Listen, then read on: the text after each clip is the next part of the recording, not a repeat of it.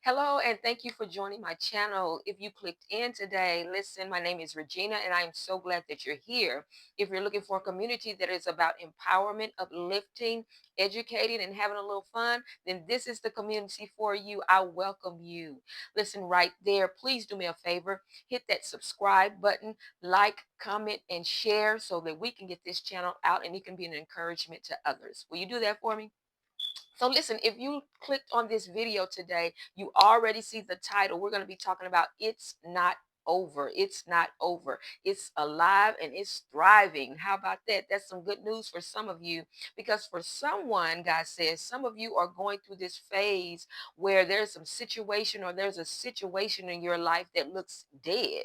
It actually looks hopeless. It actually looks lifeless. I don't know if it's a situation on your job, a situation in your business, a situation with that partnership, or in your family, a family member, your finances look dead.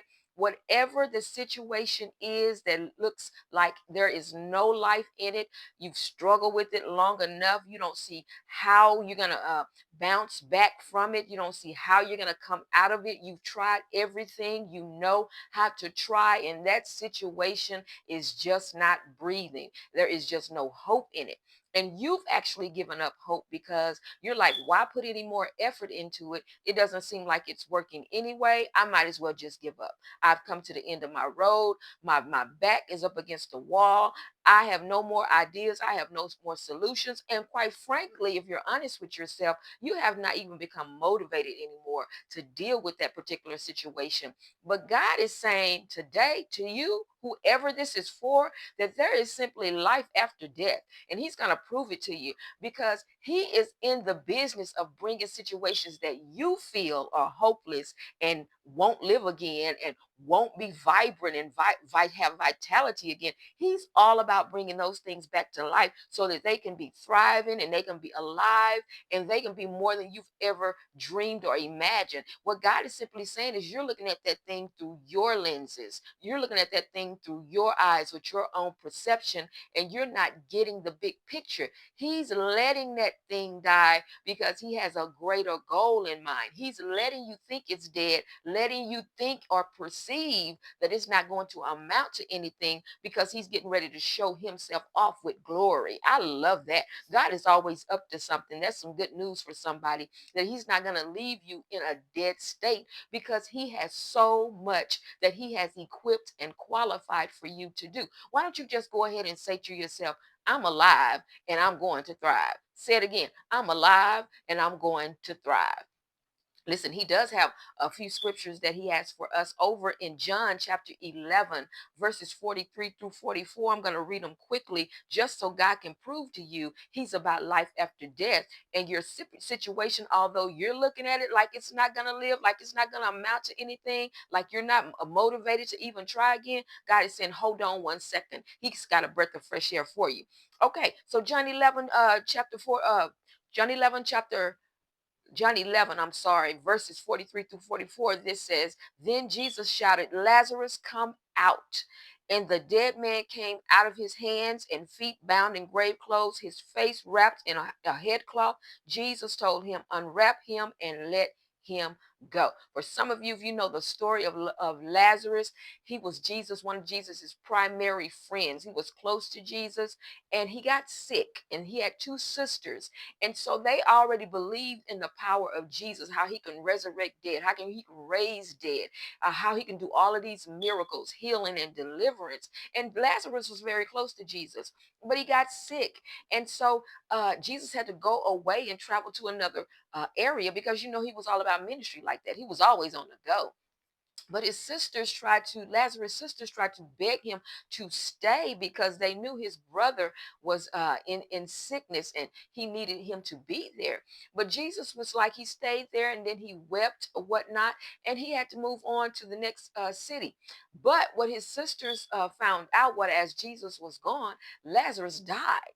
All right. So word got back to Jesus that he had died, and Jesus was just like, okay, he's not dead, he's sleeping. See, that's God. Jesus is God. He already knows your end from your beginning. And although you think it's dead, Jesus is like, I already saw you going to be in that situation right now. It's not over for you. I'm on my way back just to prove a point to you that you're still going to be alive. So as Jesus came back to the city, sister met him there. Lazarus' sister met him there, and he was just saying, she was saying, if Jesus, if you would have been here, Lazarus wouldn't have died. Okay, they counted it all over for him.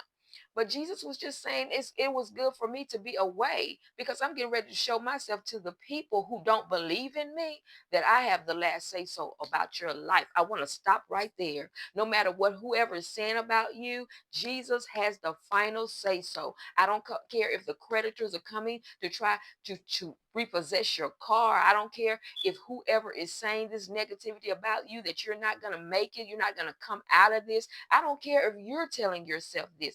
Jesus is saying it's not over until I say it's over. So he's back, and he's there in their faces, and the people of the city are crying. The sisters are crying because they see that their brother is dead. He's been buried.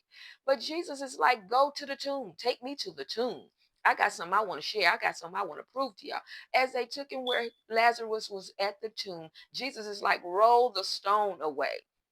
Back in that time, they had stones that block the tomb, block the grave site where you are, and they had to roll that stone away. And when they did, here's where the miracle is coming in. Jesus is like, Lazarus, come forth.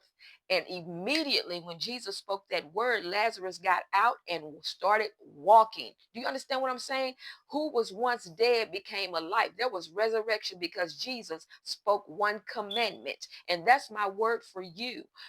Get over in your quiet time. Let God talk to you and speak to you about your dead situation, as you want to call it, in John 11:43 through 44. Read that whole chapter and hone into those verses 43 through 44 so he can show you it is not over until I say it's over. I don't care if it looks like it's not moving. I don't care if your situation looks like it has no breath, no life. I don't care if that loved one that's in the hospital right now, that the doctors and the nurses are saying they're about to die at this very moment. If Jesus says, if I can come speak a word through you, that loved one, that relative, that spouse, whoever is in the hospital right now, because of your faith and belief that God is speaking through you, Jesus is saying, live and not die. And that loved one of yours is going to live a miraculous life right there on the spot.